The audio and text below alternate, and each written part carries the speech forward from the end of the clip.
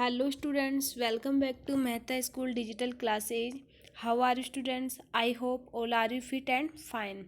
Students, हमने last video में जो आपका चैप्टर नंबर 18 है जल व वायु प्रदूषण उसके दो टॉपिक कंप्लीट कर लिए थे।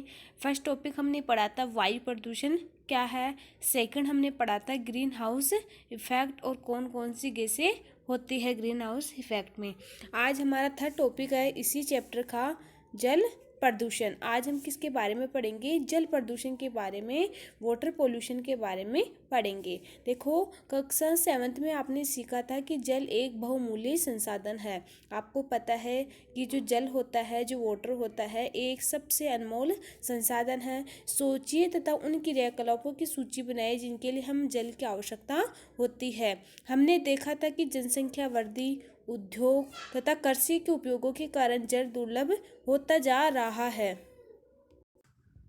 ठीक है, आपने यह भी देखा होगा कि कपड़े धोने, नहाने आदि के बाद हमारे द्वारा उपयोग किया गया जल कितना गंदला हो जाता है। इसका अर्थ है कि जल में हमें कुछ ऐसे पदार्थ मिला देते हैं जो उसकी गुणवत्ता को क्या कर देते हैं, कम कर देते हैं और उसके रंग और गंध दोनों को ही बदल देते हैं। तो हम बोल सकते हैं कि जल प्रदूषण कैसे होता है, जल प्रदूषित कैसे होता है। ठीक है, जब भी बाहित मल, विषैले रसायन, खाद आदि हानिकारक पदार्थ जल में मिल जाते हैं तो जल प्रदूषित हो जाता है। जल को प्रदूषित करने वाले पदार्थों को हम क्या कहलाते हैं? प्रदूषक कहलाते हैं। तो हम बोल सकते हैं कोई भी विषैले रसायन जैसे खाद या हानिकारक पदार्थ अगर हम क्या करें, जल में मिक्स कर दें तो वो जल क्या हो जाता है? प्रदूषित हो जाता है, पोल्यूटेड हो जाता है और उस जो जल की जो गुणवत्ता है वो भी क्या हो जाती है? कम हो जाती है, जिसके कारण उसका रंग और कलर, ठीक है, उसके रंग और गंध दोनों ही बदल जाती है। अब हम देखेंगे कि जो जल है वो कैसे प्रदूषित हो जाता है। देखो, विशिष्ट अध्ययन करेंगे हम किस पे? गंगा नदी पे अध्ययन करते हैं कैसे, किस प्रकार जो गंगा नदी का जो जल है वो किस प्रकार प्रदूषित होता है। गंगा भारत की प्रसिद्ध नदियों में से एक है। यह अधिकांश उत्तरी तक केंद्रित पूर्वी भारतीय जनसंख्या का पोषण करती है। करोड़ों व्यक्ति अपनी दैनिक आवश्यकता और जीविका के लिए इस पर निर्भर रहते हैं, परंतु हाल ही में प्रकृति के लिए विश्वव्यापी कृषि WWF द्वारा किए गए अध्ययन में ये पाया गया है कि गंगा संसार की 10 ऐसी नदियों में से है जिनका अस्तित्व खतरे में है। इसके प्रदूषक स्तर पर कई वर्षों निरंतर क्या हो रही है? वृद्धि हो रही है। इतने प्रदूषित स्तर पर पहुंचने का कारण है कि जिन शहरों या बस्तियों से होकर ये नदी प्रभावित होती है वहाँ के निवासी अत्यधिक मात्रा में कूड़ा करकट, जो अनुप्रवाहित मल होते हैं, मृत जीव, अन्य बहुत से हानिकारक पदार्थ सीधे ही नदी में क्या करते हैं? फेंक रहे हैं। आपको पता है जल प्रदूषण का कारण भी हमारा ये जो आदि मानव है वो ही है, क्योंकि ये क्या करता है, जो भी अपशिष्ट पदार्थ होते हैं उनको ऐसे ही फेंक देता है। ठीक है, वास्तव में कई स्थानों पर प्रदूषण स्तर अधिक है, इससे जल जीवित नहीं रह पाते और ये नदी निर्जीव हो गई है। इसके बाद हम बात करते हैं 1985 में इस नदी को बचाने के लिए एक महत्वाकांक्षी परियोजना आरंभ की गई जिसको हम गंगा कार्य परियोजना भी कहते हैं। समझ में आ गया है कि 1985 में हमने एक नदी को बचाने के लिए योजना बनाई गई, जिस योजना को हम क्या बोलते हैं? गंगा कार्य परियोजना। परंतु बढ़ती जनसंख्या तथा औद्योगिकरण से पहले ही इस महाशक्तिशाली नदी को काफ़ी हानि पहुंचा दी। भारत सरकार ने 2016 में से एक नए प्रस्ताव का शुभारंभ किया जिसे स्वच्छ गंगा भारत मिशन के नाम से भी जाना जाता है और इस मिशन के अंतर्गत कार्य क्या है? प्रकृति पर है।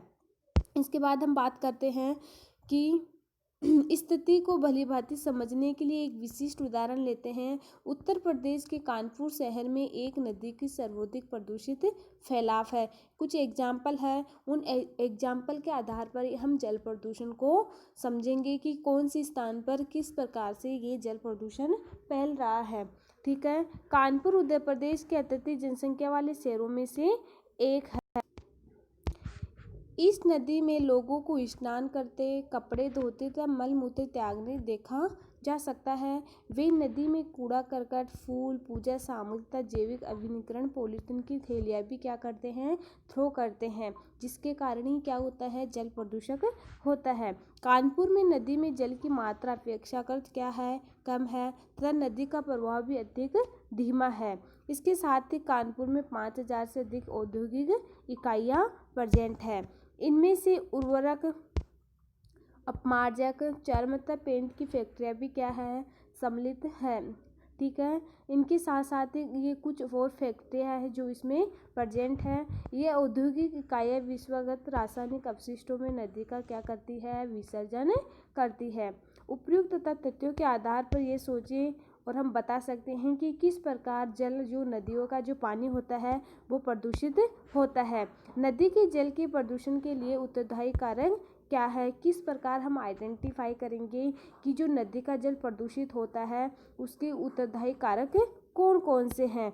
ठीक है, इसके आधार पर हम बात करते हैं गंगा नदी की पूर्व गरिमा को प्राप्त करने के लिए क्या उपाय किए जा सकते हैं। इसके अलावा कुछ गंगा नदी में जो भी है उसके जो पहले वाली जो गरिमा उसको प्राप्त करने के लिए हम क्या क्या उपाय करें कि हमारी जो गंगा नदी है वो वापस से क्या हो, पवित्र हो जाए। कूड़े करकट आदि का विसर्जन किस प्रकार नदी जीवित प्राणियों को क्या करता है, प्रभावित करता है। बहुत सी औद्योगिक इकाइयाँ हानिकारक रसायनों नदियों तथा नालों में प्रभावित करती है, जिसके कारण जल प्रदूषक होता है। इसके उदाहरण तेल परिष्कार कागज फैक्ट्रियाँ, वस्त्र, चीनी मिलें तथा रासायनिक फैक्ट्रियाँ हैं। ये उद्योग जल का रासायनिक प्रदूषण करते हैं और इन विसर्जित रसायनों में क्या पाया जाता है, आर्सेनिक। ठीक है, आर्सेनिक, लेड तथा फ्लोराइड होते हैं जिनमें पौधे तथा पशुओं में नुकसानदायक होते हैं। आपको पता है ये तीनों एलिमेंट किस में पाए जाते हैं, जो ये प्रदूषक होता है, जल का जो प्रदूषक होता है उसमें तीनों आर्सेनिक, लेड और फ्लोराइड पाए जाते हैं। हमारा टॉपिक है पेयजल क्या है तथा जल को शुद्ध कैसे किया जाता है। पेयजल क्या होता है और एक जल को किस प्रकार से हम शुद्ध किया जाता है। देखो कुछ क्रियाकलाप है, उनको देखकर हम डिस्कस करते हैं। सबसे पहले हम देखते हैं आए दैनिक जीवन में उपयोग होने वाले सरल पदार्थों में क्या करते हैं, जल से फिल्टर बनाए। एक प्लास्टिक की बोतल लेकर उसके बीच में से बराबर भागों में काटिए। इसके ऊपरी भाग को उल्टा करके कीप के रूप में नीचे के भाग को रखिए। इसमें बिखर कागज के नैपकिन तथा कपड़े की एक परत बनाइए और इसके रुई, रेत फिर बजरी की परत बिछाइए। अब इस फिल्टर पेपर पर गंदा जल उड़ेलिए तथा फिल्टर जल का क्या किए, परीक्षण कीजिए। ठीक है, इस प्रकार हम क्या कर सकते हैं, एक जो वाटर होता है उसका हम शुद्धिकरण कर सकते हैं।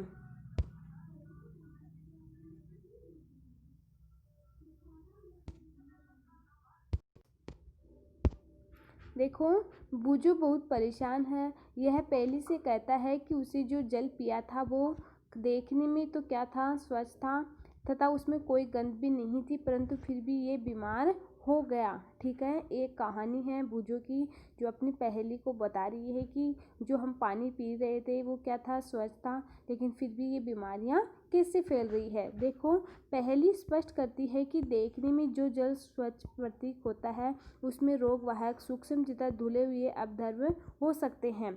ठीक है, अतः पीने से पहले जल को क्या करना आवश्यक होता है, शुद्ध करना आवश्यक होता है। उदाहरण के लिए हम जल को क्या करते हैं, उबाल कर पीते हैं।